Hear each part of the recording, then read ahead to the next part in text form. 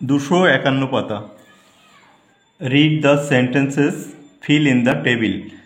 এই বাক্যগুলো পড়ো এবং নিচের টেবিলটি পূর্ণ করো।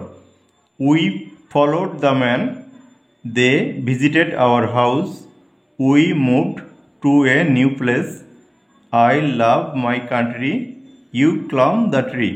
দেখো এখানে 1 দাগ 2 দাগ এবং 3 দাগে রয়েছে ফলোড, ভিজিটেড আর মুভড। এই প্রত্যেকটা ভার্বের শেষে ইডি যোগ করা রয়েছে। ইডি যোগ করা থাকলে বুঝে নেবে এটি পাস্ট টেন্সে রয়েছে, এবং পাস্ট টেন্সে থাকলে এগুলো স্টার্টের ঘরে বসবে। এবং নিচের বাক্য দুটোতে দেখো লাভ রয়েছে এবং ক্লাম রয়েছে, এই দুটো আছে প্রেজেন্ট টেন্সে। প্রেজেন্ট টেন্সে থাকলে সেগুলো টুডের ঘরে বসবে। দেখো যদি আমরা একটু বাংলা করি তাহলে কি দাঁড়াই? উই ফলোড দ্য ম্যান, আমরা মানুষটিকে অনুসরণ করেছিলাম। ফলো মানে অনুসরণ করা, আর ফলোড মানে অনুসরণ করেছিলাম, তাহলে এটা স্টেটের ঘরে বসে যাবে।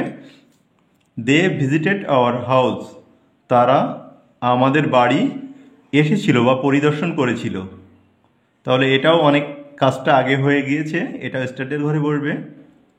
We move to a new place, আমরা একটি নতুন জায়গায় গিয়েছিলাম, তাহলে এটাও আমাদের স্টার্টের ঘরে বসে যাবে। আর এটা রয়েছে আই লাভ মাই কান্ট্রি, আমি আমার দেশকে ভালোবাসি, তাহলে এটা টুডের ঘরে বসে যাবে, এটা present tense. You climb the tree, তুমি গাছটিতে চড়ো, তাহলে এটাও টুডের ঘরে বসে যাবে। এরপরে একটা প্যাসেজ রয়েছে, আমরা একটু প্যাসেজটা পড়ে দেখি। লং এগো মানে অনেক আগে, পিপুল ওয়াক মানে মানুষেরা হেঁটে যেত, ফ্রম মানে হতে, প্লেস টু প্লেস মানে এক জায়গা থেকে অন্য জায়গায়, দেন মানে তারপর, সামওয়ান মানে কেউ, টেম মানে পুষেছিল বা পালন করেছিল, হর্সেস মানে ঘোড়া। ফলে কি হলো? People could go further than ever before. People মানে মানুষজন, কুড মানে পেরেছিল বা পারা, কুড গো মানে যেতে পেরেছিল, ফার্দার আরও দূরে, দেন হতে, ইভার বিফোর মানে ইতিপূর্বে যেখানে যায়নি। দে কুড গো ফাস্টার টু, তারা পারল, গো মানে যেতে, ফাস্টার মানে দ্রুত, টু মানে ও, তারা দ্রুত যেতে পারল। আফটার এ হোয়েল তারপর, সামওয়ান মেড এ ওয়াগন, কেউ কি তৈরি করলো? সামওয়ান মেড এ ওয়াগন, কেউ একজন একটি মালগাহী কামরা তৈরি করলো। হর্সেস ফুল দ্য ওয়াগন, ওই ঘোড়াগুলো, যে ঘোড়াগুলো তারা পুষেছিল, সেই ঘোড়াগুলোই এই ওয়াগনটা মানে মালবাহী কামরাটা টানতো।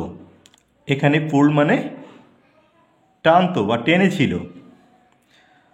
দেন পিপুল কুড মুভ বিগ, তারপর কি হলো?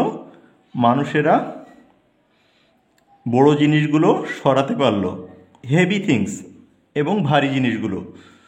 তাহলে সাজিয়ে বললে কি হবে? তারপর মানুষেরা পারলো বড় এবং ভারী জিনিসগুলো সরাতে।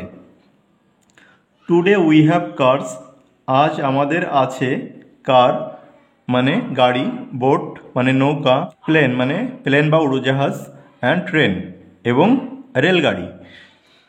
দেয়ার আর বিগ ট্রাক, সেখানে বড় লরিও আছে।